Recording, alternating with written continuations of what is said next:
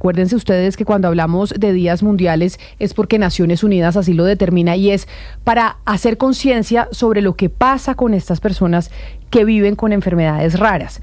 Y ayer nosotros en estos micrófonos, cuando estábamos oyendo las historias de muchos de ustedes que participaron en nuestra, ¿cómo le decimos, Lucas? En nuestra convocatoria, sí, que gracias a Iberia pudimos regalar una experiencia Iberia que era un tiquete para que se fueran nuestros oyentes que, pues con las historias que más nos conmovieran, a España y a Madrid. 3.800 historias recibimos, 3.800 historias. Las leímos Solo en tiempo teníamos récord. 2 tiquetes para regalar. Ojalá hubiéramos tenido 3.800 tiquetes para regalar, pero tuvimos 2 y la verdad qué bonito fue. O sea, las 2 historias que escogimos y que pudimos seleccionar y darles esa alegría, pues creo que son 2 historias que de verdad lo van a aprovechar muchísimo y sobre todo esa que usted nos está contando que tiene un propósito muy especial. Pues una de las historias que nos llegó de esas 3.800 en donde todos los miembros del equipo de trabajo de este programa de Mañanas Blue 10 AM estuvimos de acuerdo en que sería una de las historias que pues se merecía vivir esa experiencia Iberia fue la de Alejandra Ocampo,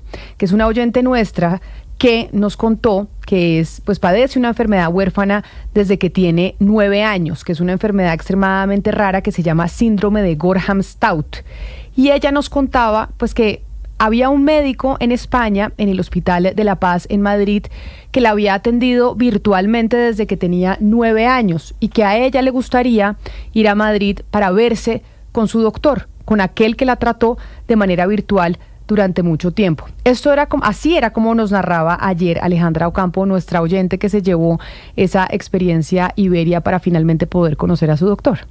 Resulta que yo cuando me enfermé a los 9 años, nadie sabía qué tenía. Y fue una doctora aquí en Colombia quien me diagnosticó. Y fue el doctor Juan Carlos quien guió mi tratamiento desde que yo tengo 11 años, desde que me enfermé a los 9, me diagnosticaron a los 11 más o menos. Y ellos me trató mediante mi pediatra en ese momento, me trató a través de videollamadas y pues me dice qué medicamentos me tenía que poner y todo eso. Y ahorita tengo un problema en los dedos causado por mi enfermedad, que son como unas verrugas en los dedos que me causan muchísima incomodidad. Todo ha sido por teléfono, yo no lo conozco a él. Teléfono y correos. Y entonces pues nos dimos a la tarea, precisamente como hoy es el Día Mundial de las Enfermedades Raras, pues de buscar al doctor Juan Carlos López Gutiérrez, que es médico especialista en cirugía plástica infantil y en anomalías congénitas, quien atiende allá en el Hospital de la Paz en Madrid. Doctor López, bienvenido, 1000 gracias por sacar el tiempo para atendernos el día de hoy en Blue Radio. Muchas gracias a ustedes por contactar y por hacer, esta entrevista realidad. No es fácil conocer a los pacientes de esta forma tan atípica.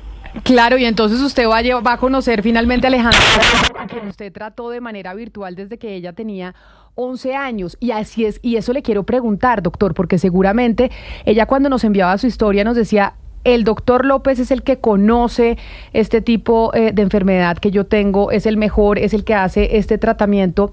¿Cuántos pacientes tiene usted así a larga distancia, de gente que tiene enfermedades raras y que lo busca para que usted le pueda ayudar de alguna manera? Bueno, de la enfermedad de Alejandra concretamente tenemos 150 pacientes en tratamiento y muchos de ellos de forma virtual. Afortunadamente se ha creado una asociación internacional que está ayudando a redirigir las consultas de los pacientes y de hecho en muchos de ellos estamos consiguiendo incluso verlos directamente en una consulta en Madrid, pero es más fácil para los europeos que para los latinoamericanos. Doctor López, en el tratamiento de una enfermedad como esta, como es el síndrome de Gorham-Stout, ¿qué tan importante es el contacto personal médico-paciente? Porque son muchos años, Alejandra, pues la persona que se ganó, que le dimos el regalo ayer, Iberia le dio el regalo de los tiquetes, ella tiene 28 años y entiendo que son casi, es decir, más de 20 años de atención. ¿Cómo puede ser la diferencia del contacto médico-paciente y qué tanto se puede mantener eso a distancia? Bueno, afortunadamente esta enfermedad tiene unas características que hacen que sea posible el seguimiento de forma virtual, porque el problema está en los huesos. Entonces, lo que nos interesa ver son radiografías, no tanto al paciente personalmente. Obviamente, nos gusta siempre incluso tocar y estrechar la mano del paciente, pero en esta enfermedad nos ayudan mucho más las radiografías. Y el gran problema con la enfermedad de Gorham-Stout ha sido desde siempre el desconocimiento. Nadie entendía qué ocurría y, sobre todo, lo más importante, nadie conseguía reconocer cuándo la enfermedad estaba activa o inactiva. Es una enfermedad que funciona por brotes y generalmente por uno inicial muy serio que hace que el hueso prácticamente desaparezca. Pero la mayoría de los médicos que no conocen bien la enfermedad piensan que la enfermedad tiene un curso continuo, que no es en forma de brotes y que progresa de forma indefinida, y esto no es así. Doctor, doctor, ayer que hablábamos con Alejandra, que afortunadamente pues es la que se llevó este tiquete para poder ir a Madrid, ella nos decía que a los 11 años ella empezó un tratamiento con usted de manera virtual. Ella ya tiene 28, usted es un médico especialista en cirugía plástica infantil. Ahora que ella vaya a encontrarse con usted, pues va a encontrarse con usted para conocerlo y agradecerle, ¿o hay algo más que usted pueda hacer por ella en estos momentos ya siendo una adulta con su enfermedad? ¿O ya el tratamiento fue lo que fue y no hay nada más que hacer? Bueno, siempre hay posibilidades de mejorar las condiciones. Piense que esta enfermedad tiene una fase activa en la que desaparece un hueso completo o parte del esqueleto, y otra parte posterior de tratamiento de las secuelas. Y las secuelas suelen ser de cirugía ortopédica.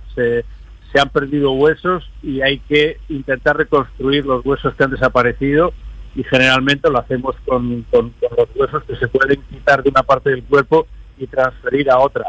Pero afortunadamente la mayoría de los pacientes no lo necesitan un tratamiento quirúrgico ortopédico, y pues no es lo mismo perder 2 costillas que perder 2 vértebras. Todo va en función de la importancia de los huesos que se han perdido. Doctor, ayer justamente que hablábamos después de este caso de Alejandra, que hoy es el Día Mundial de las Enfermedades Raras, quedamos con una duda que usted es una eminencia que nos puede responder el tema. ¿Una enfermedad rara y una enfermedad huérfana son lo mismo o están relacionados pero no necesariamente son sinónimos? No es lo mismo. Generalmente una enfermedad rara se considera aquella que aparece en un número pequeño de la población. Dentro del enjambre de enfermedades raras las hay de 1 entre 10 millones y 1 entre 100 millones, lo cual marca diferencia. Por ejemplo, se considera una enfermedad rara la neurofibromatosis, pero tenemos en el hospital hasta 600 pacientes con esta enfermedad. O sea que hay enfermedades raras y muy raras. La enfermedad huérfana es aquella que no tiene tratamiento conocido.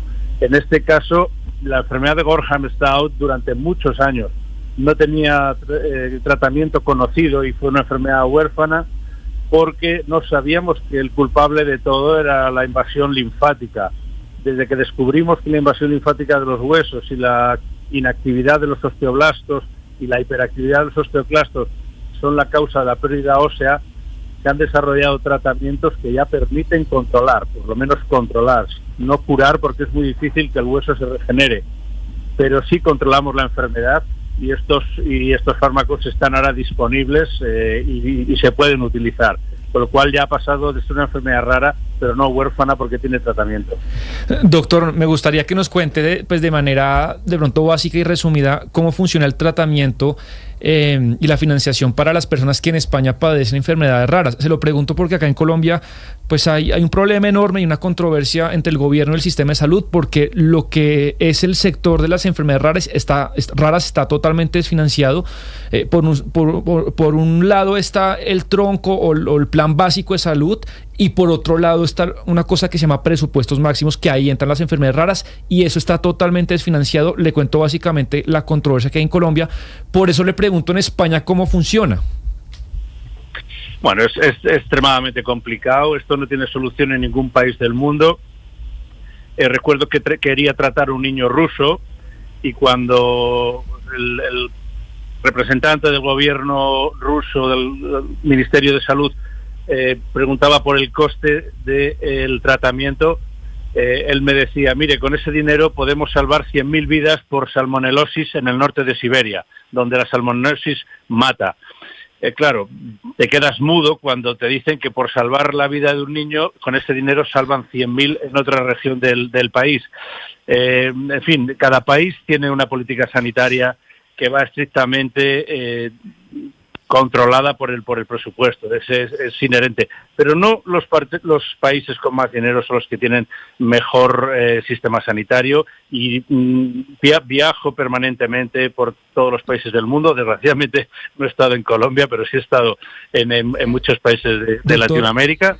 No, es que acá nos preguntamos internamente, sé que esto es muy complejo, pero lo que usted nos cuenta también supone un poco un debate ético entre qué se puede hacer con los recursos que hay, ¿no? Y acá esto, que es muy costoso, supongo que entra en ese balance de costos y beneficios.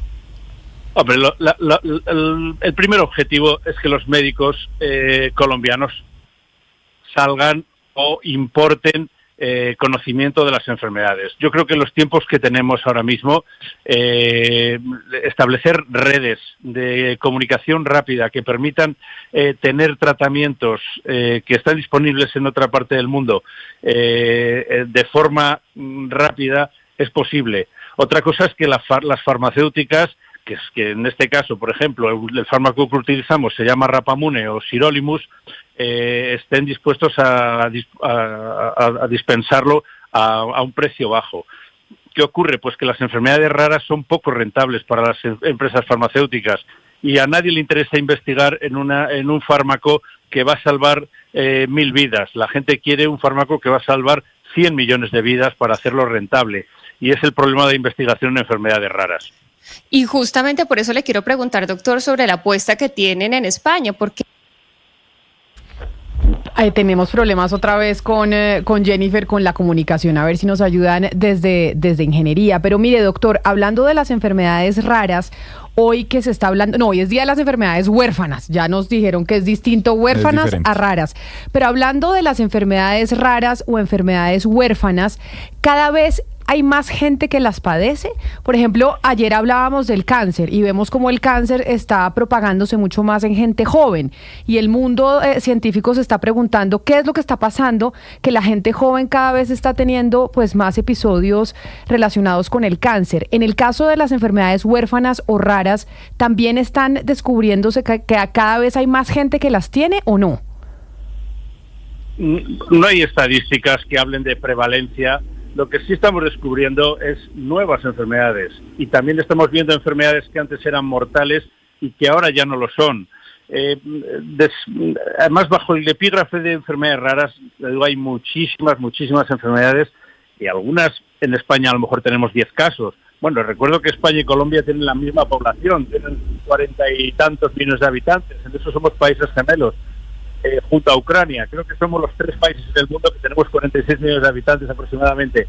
Bueno, pues investigar, conocer, ir a los sitios remotos y hacer que los pacientes tengan conexión con un médico que tenga conocimiento de una enfermedad rara, cada vez es más fácil. Por eso tenemos la impresión de que hay más. Pero lo que hay es mejor comunicación y mejor conocimiento. Eso me parece importante. No es que haya más, sino que cada vez las podemos descubrir, o podemos descubrir más pacientes que las tienen. Yo sé que las enfermedades raras y huérfanas, pues hay una cantidad de información que no se tiene de ellas. Pero, por ejemplo, con el caso del cáncer, que es el ejemplo que se me viene primero a la cabeza, pues sí se está hablando de la alimentación, como por ejemplo de las madres gestantes cuando estaban embarazadas puede influir, o incluso de la alimentación de quienes son personas jóvenes y presentan episodios como tal, o la contaminación a la que estamos expuestos en estos momentos en las grandes ciudades, o yo no sé si en algún momento llegaremos a descubrir que la exposición a los teléfonos celulares, a los computadores y a toda esta tecnología que estamos hoy teniendo pueda tener algún impacto en nuestra salud. En el caso de las enfermedades huérfanas o raras, esa relación entre estos factores y la enfermedad como tal, ¿se ha investigado y se conoce o no tiene nada que ver una cosa con la otra? Sí estamos avanzando, y como el ejemplo es la enfermedad de la que estamos hablando, la enfermedad de Gorham-Stout, le diré que en el año que empecé a tratar a nuestra paciente Alejandra Campo, no conocíamos la mutación que la causaba, y ahora sí, ya conocemos que es la mutación en un grupo de genes de la vía mTOR, que tienen por nombre PIK3CA, NRAS y KRAS. Y además tenemos la suerte de que ya tenemos fármacos que hemos importado de los tratamientos oncológicos que funcionan ante estas mutaciones. Casi todas las enfermedades raras se producen por mutaciones, genes que dejan de hacer su función de forma apropiada. ¿Qué es lo que causa las mutaciones en los genes? Ahí ya vamos a factores ambientales, a factores familiares, factores tóxicos. Las mutaciones no se heredan en general. Estas enfermedades de las que estamos hablando no son familiares. Algunas sí, pero por ejemplo esta no. Y esta mutación ocurre durante el embarazo. Mientras el feto está en el vientre de la madre, se produce por un efecto que desconocemos la mutación en el gen. O sea, todavía intrínsecamente no sabemos por qué aparecen las mutaciones. Si lo supiéramos, pues probablemente desaparecerían muchas de ellas de la faz de la Tierra e incluso controlaríamos el cáncer. Por lo tanto, sí, ¿cuál es la mutación y por qué ocurre esta mutación? Es el futuro al que nos encontramos.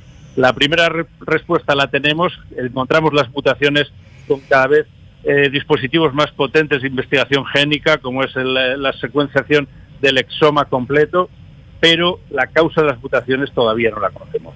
Ese es el kit. Doctor López, se adelanta un poco a la pregunta que le quiero hacer, y es que todo esto que usted nos ha contado, pues lo sabe gracias a la investigación, gracias a las investigaciones que se han hecho, y de los anuncios que ha hecho Donald Trump desde que llegó al poder, es el recorte en auxilios y en mecanismos de cooperación, y eso incluye investigación científica. Y quisiera saber un poco sobre si esa investigación científica y esos recortes afectan a las enfermedades raras y huérfanas, si ustedes, por lo menos en España, en las investigaciones que hacen, se ven afectados por esos recortes. Obviamente, siempre que hay un presupuesto y en un país, y siempre que hay una crisis económica, se resiente el gasto en investigación. Es evidente. Pero para ponerles también un ejemplo, en la enfermedad que nos ocupa, la mayor parte de la investigación se inició con la donación del abuelo de una niña enferma, un millonario americano que dio $7 millones para avanzar en el estudio de la enfermedad que tenía su hija, que era la misma que tenía Alejandra. Y gracias a eso nosotros tuvimos $200.000 anuales para montar un laboratorio de estudio de la sangre, de los tejidos de los pacientes que operábamos con esta enfermedad. Y gracias a este aporte, que es lo que se llama mecenazgo de forma pura y dura, conseguimos descubrir el gen de la enfermedad de Gorham-Stout. Por lo tanto, el presupuesto siempre va a ser corto, y yo creo que la vía de mejorarlo es el mecenazgo. Yo creo que hay demasiado dinero invertido en cosas inútiles y la gente debería pensar que no hay mejor inversión que en intentar que las enfermedades desaparezcan. Doctor, pero el mecenazgo más que la voluntad política o la apuesta de los estados, y se lo pregunto porque desde aquí sorprende que estos tratamientos de los que estamos hablando hoy, donde se está curando o tratando una colombiana, Alejandra Campo, pues sea un hospital público. Para nosotros es causa de sorpresa y también de admiración. ¿Cómo lo logra España? Bueno, España tiene muchas incógnitas en cuanto al desarrollo médico, pero si le puedo decir, la vocación del médico en España es muy grande. O sea, es una vocación en la que los sueldos, si vemos que la comparación en otros países de Europa, en algunos es hasta la mitad. En España se cobra mucho menos que en Francia o que en Italia o que incluso Portugal. Tenemos las mejores notas de los institutos son los que entran en las facultades de medicina. Es la carrera que tiene el score más alto, mucho más que cualquier ingeniería, que derecho, que cualquier otra.